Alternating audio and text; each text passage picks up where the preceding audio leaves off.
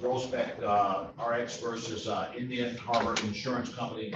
It appears the matter has been resolved. Any of the attorneys on this matter, please enter your appearance at this time. Good morning, Your Honor. Connor Clardy, P84485, appearing on behalf of the plaintiff, Groesbeck RX. And I don't know if is Mr. Lamb on the. Yes. Good morning, Your Honor. James Lamb appearing on behalf of defendant Indian Harbor. Go ahead and put your number in, Mr. Lamb, if you will. P84657. Thank you. Good morning to both of you. Ms. Clardy, I understand that you have something to share with me. Go right ahead, sir. Only that I believe this case is settled with prior counsel, Ms. Cooley, and with Mr. Lamb. If I'm sure Mr. Lamb can confirm that, but I believe that this case is settled. Yes, Your Honor. And I believe my office re-forwarded the stipulated order of dismissal to the court this morning. It was sent back on April 8th, but just make sure the court has another copy. All right, very well. I have not received that, or it hasn't populated in the file, but I will note that the matter is resolved and that the court is awaiting a stipulated order of dismissal. Thank you, gentlemen. Great. Thank you, Your Honor. Thank you, Your Honor. The court now calls case number 21-161-349. This is Michigan First Rehab versus Nationwide Mutual Fire Insurance Company. The matters before the court set for a pretrial conference on today's date. Your appearance for the plaintiff in this matter, please. Yes, good morning, Your Honor. Connor Clardy, P84485, appearing on behalf of the plaintiff. Good morning, Judge Matthew Scott, appearing on behalf of the defendant Nationwide. All right. Thank you, counsel. Good morning to you, sir, as well. All right. So it looks like this has been up before, and there was some issue regarding a deposition that the parties were waiting to try to get to get that locked down. Somebody update me at this time, if you will. Yes, that is correct. I'm sorry. Go ahead, brother counsel. Yes, I believe somebody from Mr. Split's office indicated that there is another lawsuit pending in 31st District Court on the same bills. I have tried communicating with my client, Your Honor, on this issue, and I have received very little to no communication on this. Our office plans on filing a motion to withdraw on this case for the reason that we cannot confirm, and maybe if brother counsel's office could share a copy of that complaint, it would expedite this matter. That way we don't have two lawsuits going at the same time over the same bill. I certainly will send that over, and I appreciate it. We can work together to figure this out. And you know, hey, I think Judge, brother counsel, and I are of the same mindset. There are plenty of things that we clog up the courts with. Duplicative lawsuits don't need to be one of them. Absolutely. It would be a waste of judicial resources. So Certainly makes sense to me. So what I'm going to do, I think you're right on top of this. So I'll go ahead and set it over for just a couple of weeks so that you can drill down on the challenges that have become apparent. So I'll set it over for the 17th of May, and I'll set it at 9:30 a.m. and then we'll take another look at it. And by that time, you'll know if you're moving forward with this one, or if this or if the case in the other district court will go forward. All right. So the 17th of May, that's going to be at 9:30 a.m. Thank you, Judge. thank you, Your Honor. Thank you, gentlemen. Good day to you.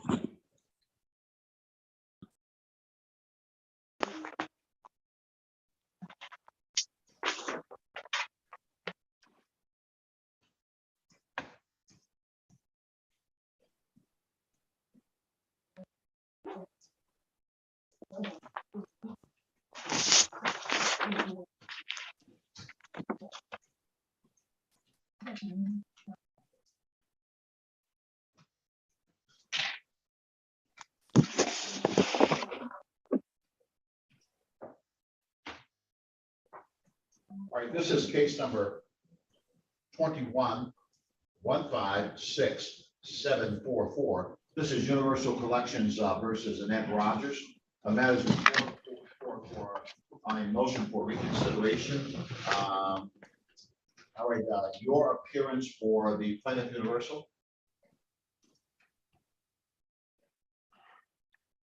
Wait a minute, let's see what's going on.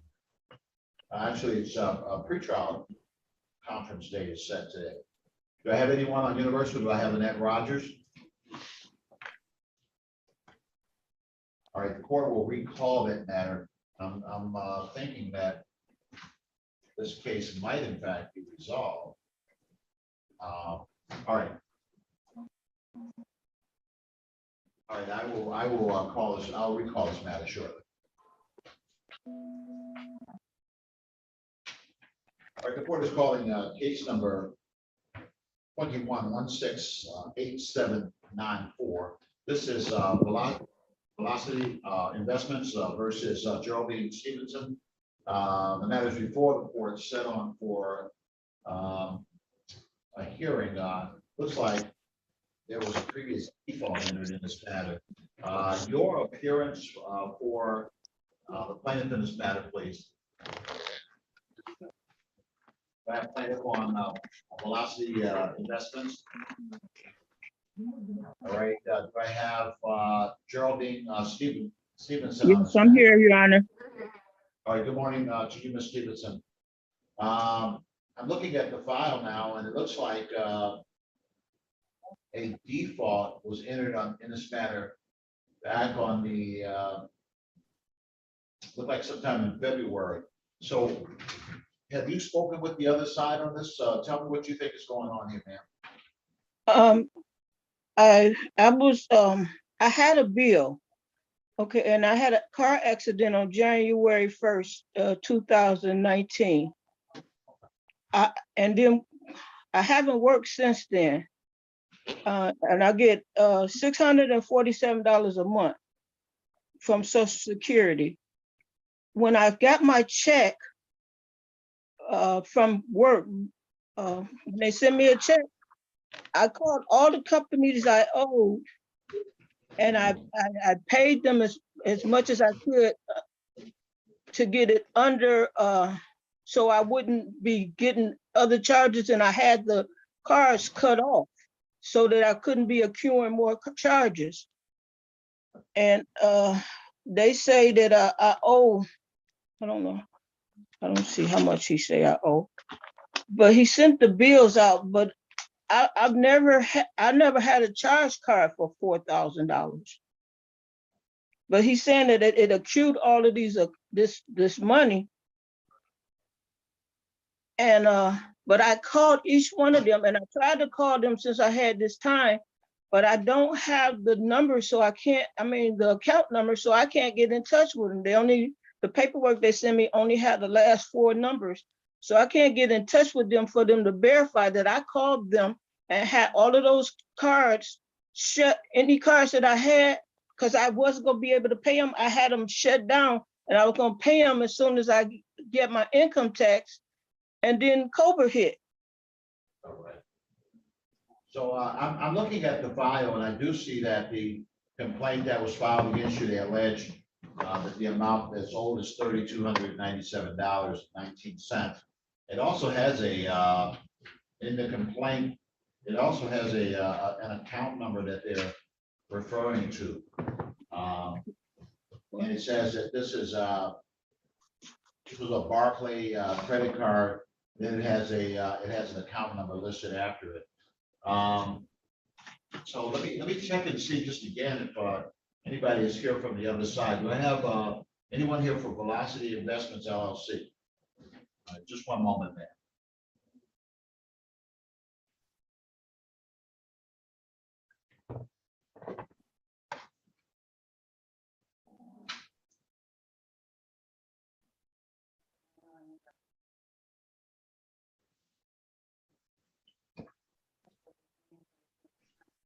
All right, so sit tight for a moment, ma'am. Let me try to figure out what's going on here, and I'll get back to you in just a moment. Okay.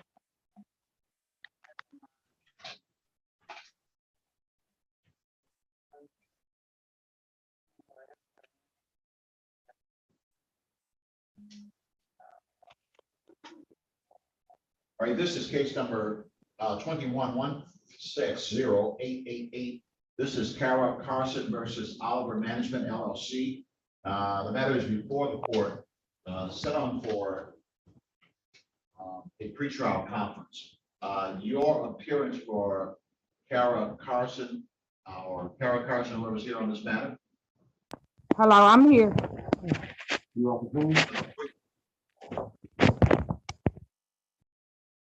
Who are you that's here? What's your name? Kara Carson. All right, thank you, Ms. Carson. Just one moment. Let me put your name by your device here. All right, one moment, ma'am. Counsel, your appearance for defendant in this matter. Yes, and good morning, Your Honor. Attorney Jessica Warfield, P85391, on behalf of all defendants in this matter. All right, thank you, counsel. Just one moment.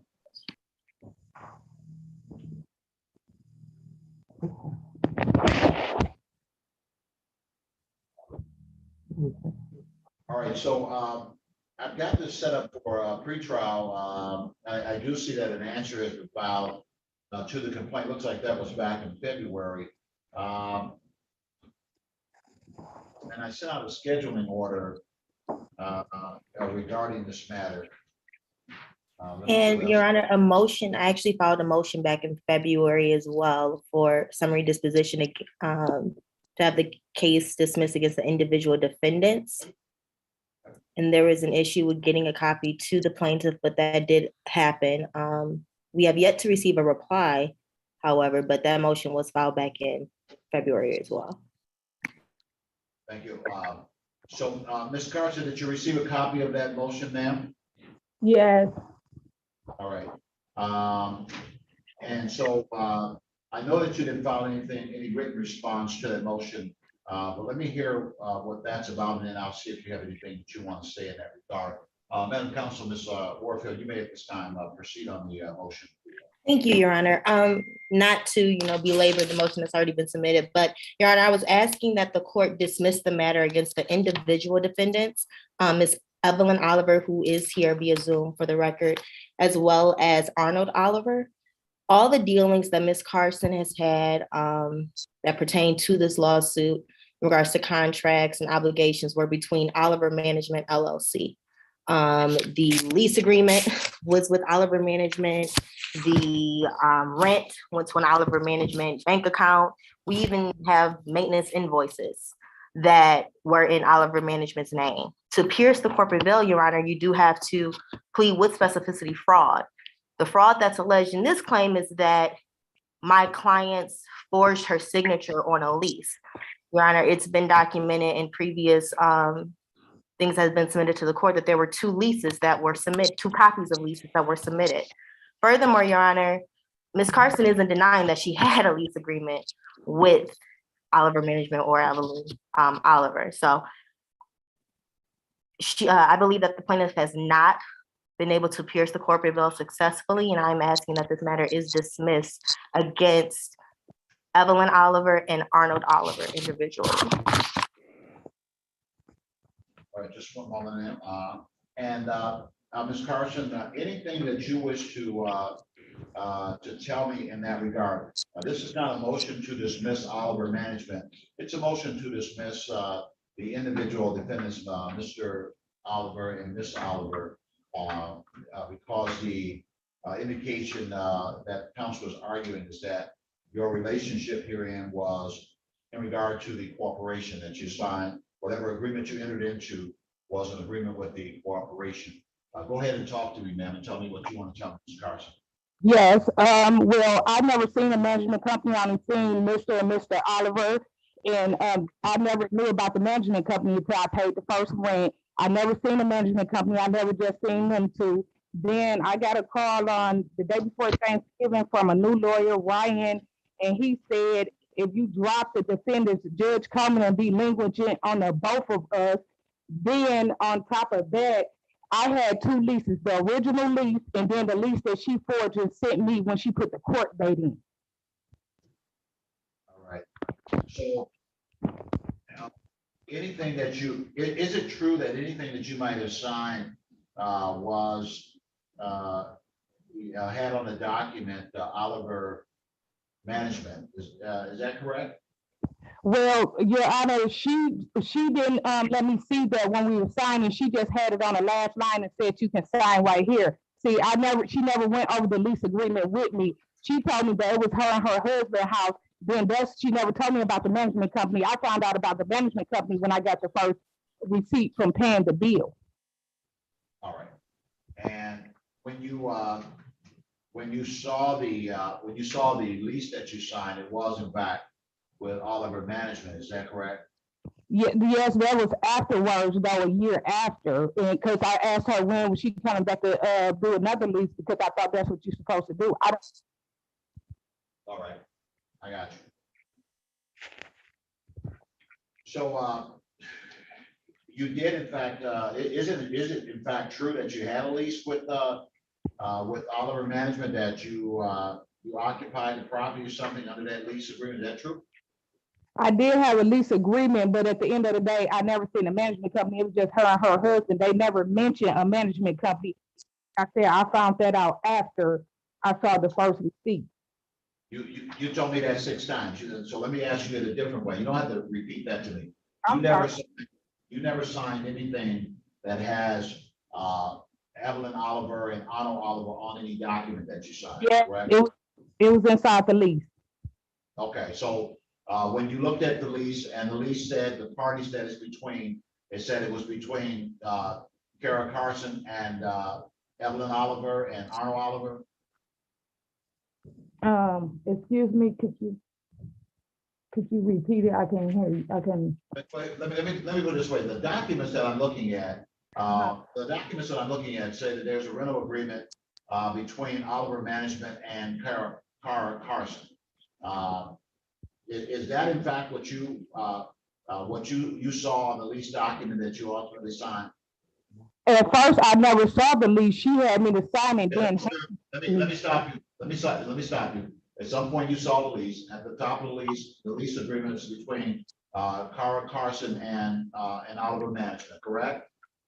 I believe so. I don't have it in front of me because I'm not. Well, you had it in front of you before. You know whether or not that's true. And I don't want to go back and forth about that. It looks like it's true. Now, the second issue that it seems like you raised is that when the lease was signed at the bottom of the lease, it has a signature from Evelyn Oliver and Kara Carson, correct? Yes. All right. So I see what you're saying, ma'am. You're saying that Ms. Carson, that you, Ms. Carson, signed the lease and that Ms. Oliver signed the lease. And the challenge that's being raised here is that when she signed the lease, the place where she signed, it has landlord representing Oliver Management LLC. So there's no dispute that Ms. Oliver signed the lease, but when she signed, she was signing as Oliver Management Company. That's what this looks like to me. Can you think of any reason why they should be, and I know that you're not a lawyer, so that's why I'm trying to take a little bit of time to think about this a little bit. Can you think of any reason in law that they could be sued personally when this is an issue where it's the corporation that you entered into the lease agreement with? Yes, representative as if they owned the house. And when she signed it, it was her and her husband signed the original first lease. And they never was saying about the management company. But the second lease, she actually signed. She told me, she was like, well, I'm gonna send you a copy of the lease, and the lease with the one with just me and her signing, that's the one I got with the court papers. All right, thank you. Thank you, ma'am. And Madam Counsel, on behalf of Oliver Management, you get the last word in the motion.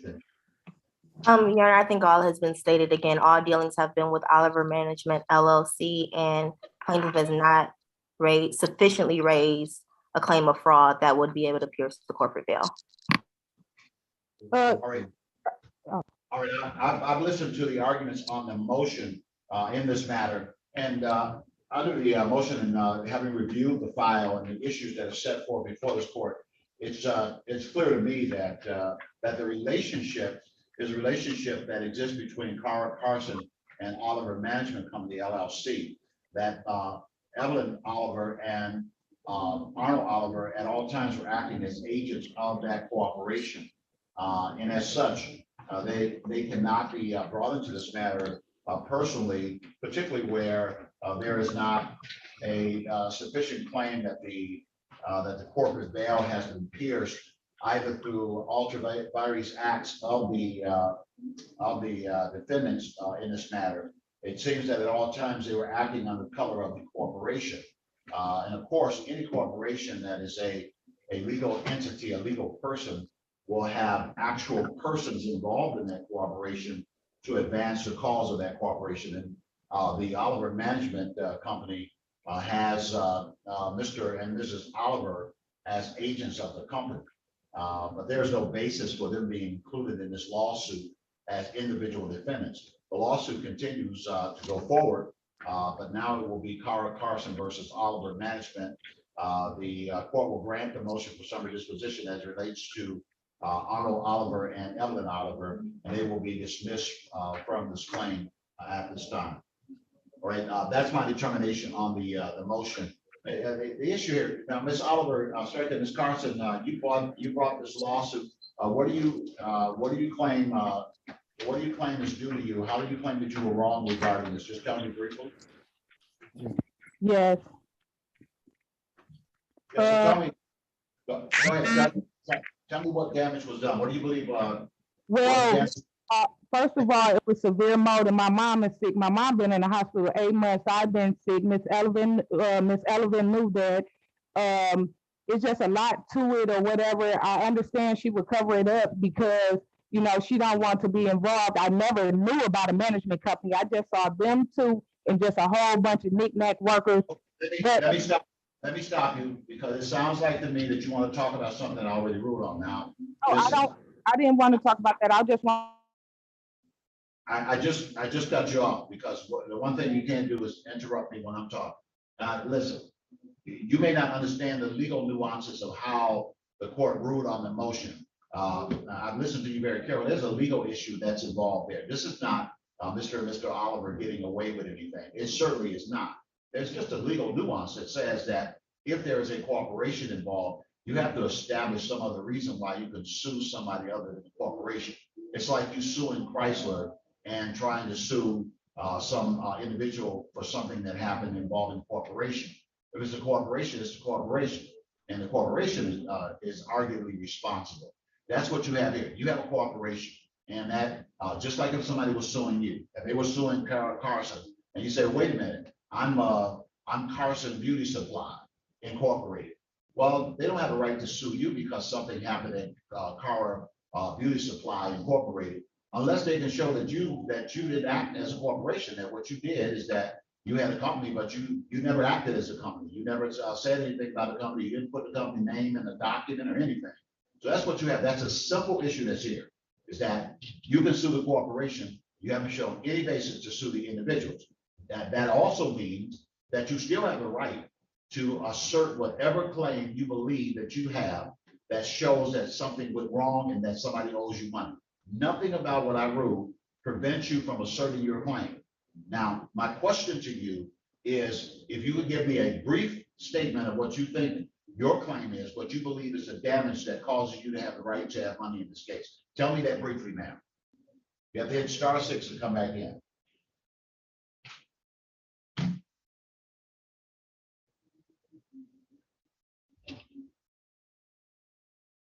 All right, Ms. Carson, you're gonna have to hit *6 if you come back in. Madam Counsel, tell me what this case is about. Your Honor, I am a late addition to this case. I did take over for another attorney, but from everything that I have reviewed, this matter arises from when Ms. Carson lived in the home that she was renting from Oliver Management. Ms. Carson is claiming that during her stay here, that she made various improvements and did various, maintenance on the property, and she is looking to get compensated for that. What I have in front of me, and the only thing that I do have is just a list of paper, a list of things that I guess Ms. Carson has written down stating that she did, which includes a toilet, plumbing, heaters, cleaning products, basement getting snaked out, damage to TVs, losses in the basement, things of that nature. So I do want to put on record, that is the reason why we didn't do a full summary motion to have the entire case dismissed. There is a question of fact though on if Ms. Carson made certain improvements and, you know, have expenses because of that. So that is the gist of it to my knowledge, and that's why we are here today. All right, very well. So now the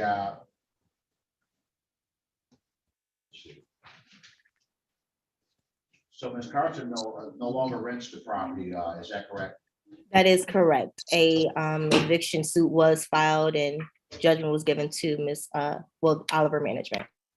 All right. To the best of your knowledge, as a part of the underlying suit to recover possession of the property, did the trial court in that matter rule upon any of the issues that are before this board? My knowledge, Your Honor, no. It was solely for possession. Thank you.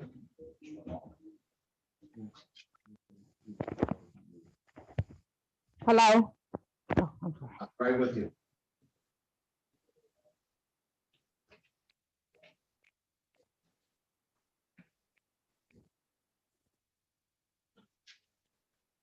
All right, so Ms. Carson, did you sign a checklist when you moved into this property, ma'am? No, we didn't have nothing. The Miss Oliver and her husband was there and showing the thing. I didn't know nothing about none of that because when she came, she didn't mention nothing. It was just her and her husband. They was like, okay, let's do this or whatever. Come on through with this. I didn't know it was a checklist she supposed to look through. I thought the house supposed to have been already together. So when you moved out of the property, did the parties do a walkthrough and do any kind of checklist at the exit of the property from the property? You said that Oliver Management Company did a checklist? Together with yourself, Oh, go ahead. Sorry, Your Honor. when you moved out of the property, was there a walkthrough with Oliver Management to check off the condition of the house? No, I actually, when I moved out and they told me I had to be out by the 8th, I got out, the city of Detroit came and they put me into a hotel. So they told me to get out, take the pictures of the property or whatever and send them to her. I put they told me put the keys in the mailbox, let her know the keys were in the mailbox or whatever like that. No, we didn't. Because I stopped talking to Miss Evelyn when we got into it about the lease. She knew that she had sent the fraud lease. All right, thank you, ma'am. All right, so Madam Counsel, your clients, did they do any type of checklist or anything upon the defendant's entry into the property and any exit checklist? Your Honor, to be honest, I'm not sure, but Ms. Elvin Oliver is on via Zoom. If you would allow her to answer that for you, I'm sure she would be able to. Ms. Oliver, did you do an entry checklist regarding the condition of the property when Ms. Carson moved into the property, ma'am? And Ms. Oliver, you'll need to hit *6 if you want to come off the Zoom, off the mute. All right. I see that maybe she's having some problem with that. So I'm going to go ahead. And set the matter up for trial so that the court can delve into the issues. I was trying to narrow the issues now to see if the parties may be able to talk comprehensively about perhaps being able to resolve this. Because actually there are pertinent fault issues on both sides if there was entry into the property without establishing a baseline. That's what the checklist is for, is to establish a baseline of conditions before, conditions after, so the court could be able to comprehensively look at exactly what's going on, what went on regarding the property. But we'll have to address that at another time. I'll go ahead and set it up for a trial. And the trial date.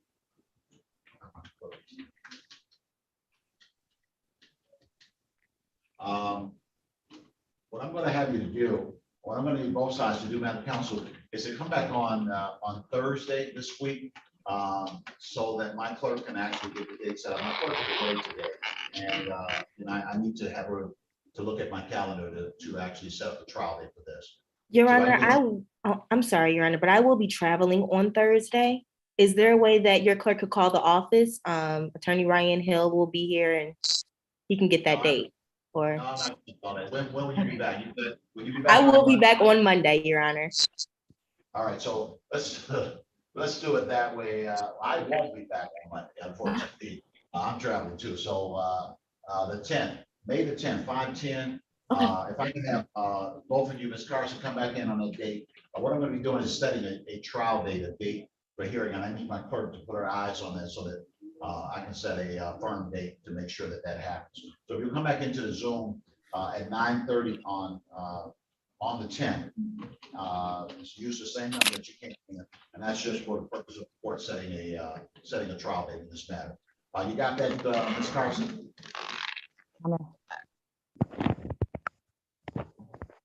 Ms. Carson? Yes, Your Honor. All right, so you gotta come back into the Zoom on the 10th of May at 9:30, and I'll give you the court date, because my clerk's not here and she needs to put her eyes on that date for me. You understand? Okay, thank you. All right, I'll see you at that time, man. All right, thank you, Madam Counsel. Thank you, Your Honor. Have a great day.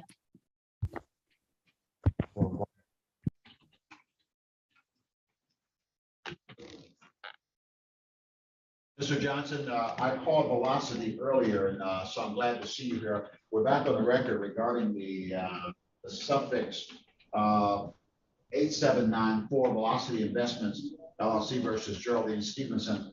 And now I understand why you weren't here earlier, because I called the case before the call time, and I thought it was at 9:45, but I see it was at 10:15. All right, so your appearance for Velocity, sir. Good morning, Your Honor.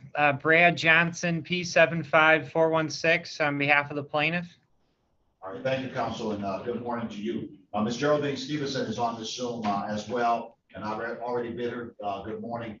She indicated to me that she did not recall something about this debt, and that she tried to get it resolved at some earlier time. Counsel, why don't you update me on where you believe the status of things are with regard to this file, sir?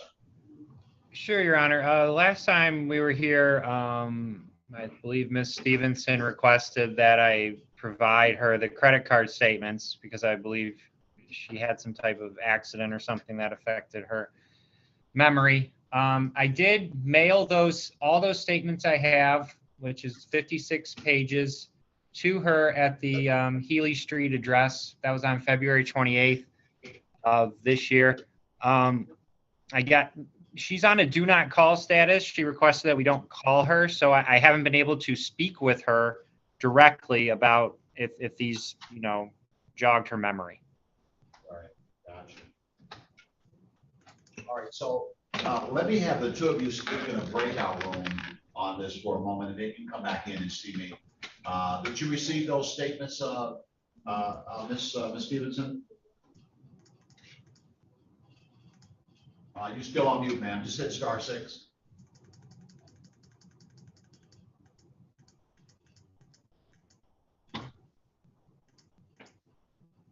Yeah, you have to unmute yourself, Ms. Stevenson, and that's usually hit *6 on your device. Okay. Can you hear me now? Yes, I can. Did you receive the statements? There were a bunch of statements mailed out to you. You received those? I received the statements, but they didn't have account numbers, so I can. Let me stop you there. I'm going to send you in a breakout room to talk with the attorney that sent those to you, and then you can tell him what challenges are and see if we can move this forward. So you're going to get a notification from me to go to breakout room, and there's your notification, and the attorney will speak with you there on this issue. So go ahead and join the breakout room.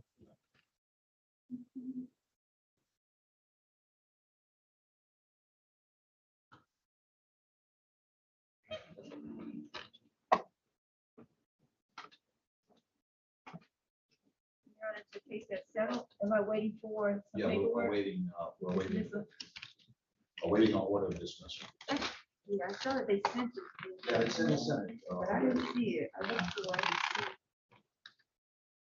I'll go back downstairs today. And they might have sent it to Latifah's email address. Might be one. Oh, that's, Not sure.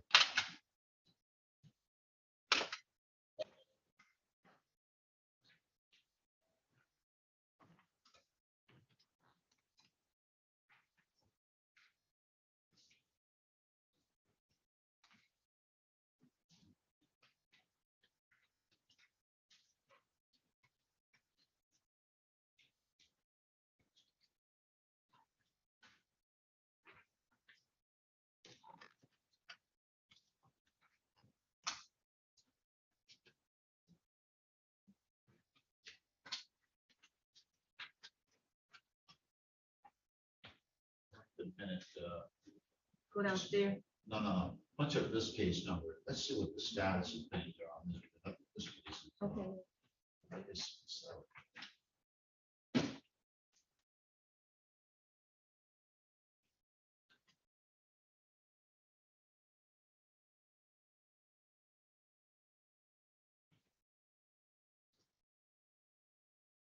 Yeah, it says dismissal without prejudice on 4/28. yeah. That, and I remember signing it. I don't know why it hasn't caught up with the file or something. So, just print that and put that register of action. Okay.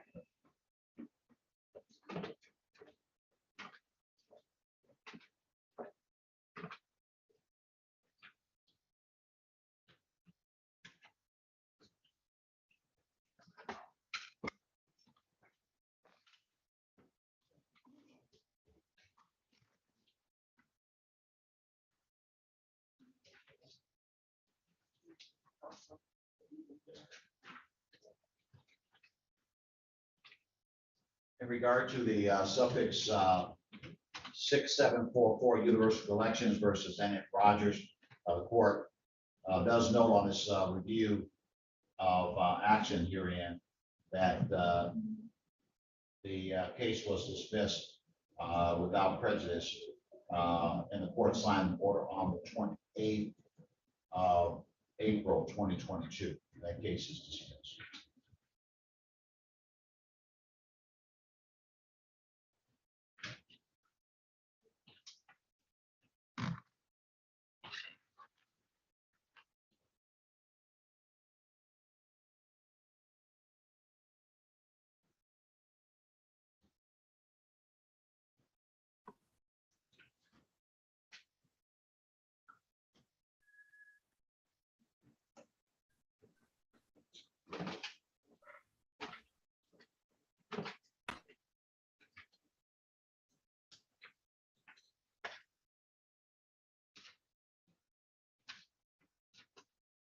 Okay, here's this still.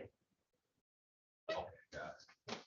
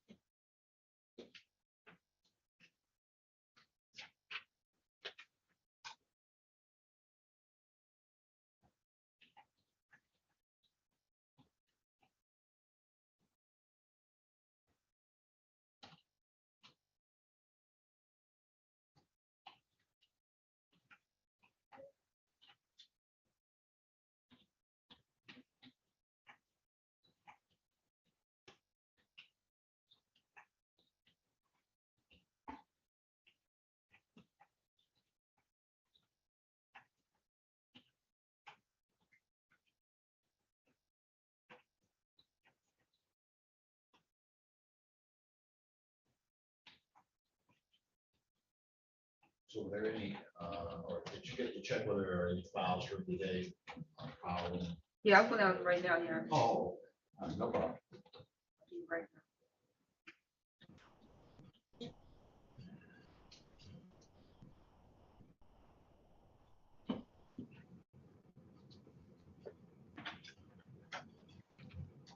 Welcome back, council. I'm hoping that, the lady, Miss Stevenson knows how to get back. That's our challenge now. Right. Uh, perhaps you can go back and show her what she needs to do, come back, you know how to go back? You hear me, Mr. Johnson, you know how to, you know how to go back to the breakout room and perhaps give Miss Stevenson some information on how she can click back in. Okay, I can do that. All right.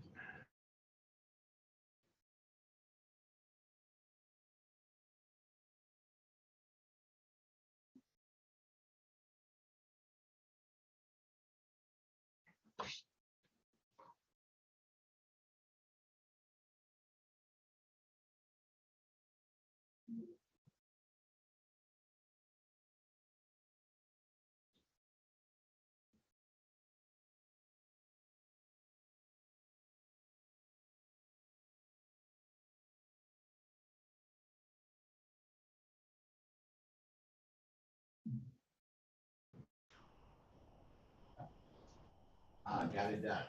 All right. Welcome back, Ms. Stevenson. We're back on the record regarding 8794. Council, if you will, update me as best as you can regarding where things are at this point, sir. We talked. She did receive the statements. She had some questions. Apparently, she didn't have the full credit card number, so I provided that to her in the breakout room. We talked about a possible settlement. I understand her situation. I understand the case needs to get moving. Unfortunately, we weren't able to come up with any type of resolution. I'm proposing just that I can file a dispositive motion. And I don't know if the court wants to set a hearing after that or give us a date today, but I think that's the best way to resolve this going forward, given everything that's going on. All right.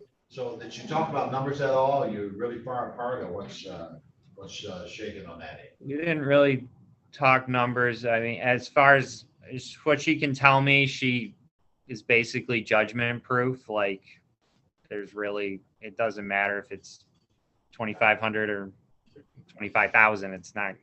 It's just, it is what it is. Yeah, Ms. Stevenson, the issue becomes what happens with this case, because you've already communicated to me about your source of income, and that would pretty much, that pretty much make you judgment proof. Nobody will really be able to collect against you if the only thing that you're receiving is disability type or Social Security type funds.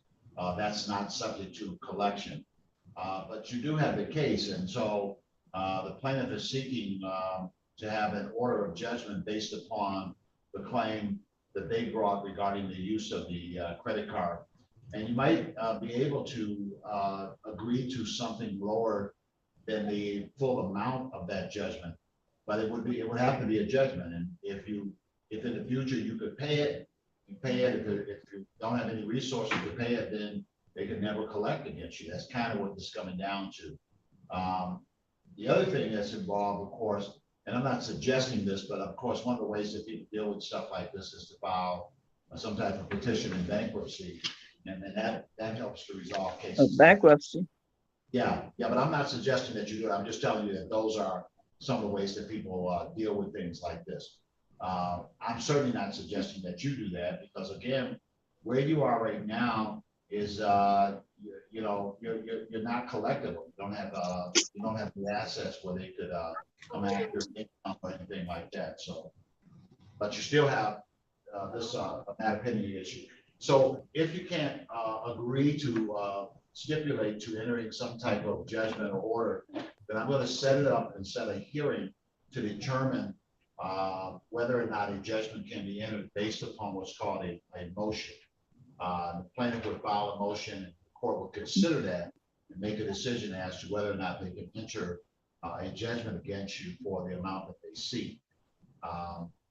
So that's the approach that I'm going to take for right now, because it seems like you can't really come together on any agreed upon stipulated way to resolve the case. So what I'm going to do is I'm going to set this on a calendar that results in about 45 days, and I'm going to require that if the plaintiff is going to file any motion regarding this matter, that they do so within the next 21 days.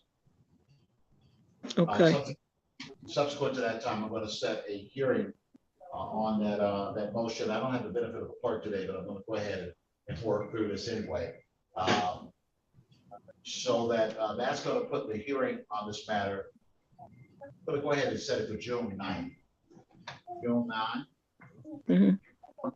2022. And we're going to set that up for 9:45 a.m. You'll get a notice in the mail with that date on it, June the 9th at 9:45 a.m. In the interim, you're going to receive a motion filing copy from the plaintiff in this matter. And if you wish to, you can file a written response to it. You can respond to it in writing if you wish. You also, when you come on the 9th of June, I'll allow you to speak regarding what your position is on the motion, and then the court will make a decision.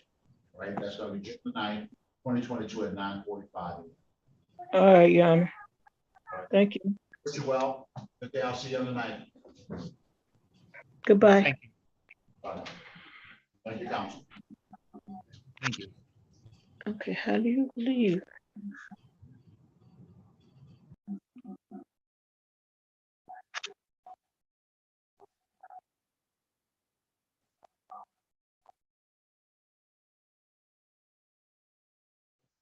All right, I see in Nash. I'll ask Nash if you're on the Zoom, if you have something in front of me, please say something at this time. That's the clerk, Judge. Oh,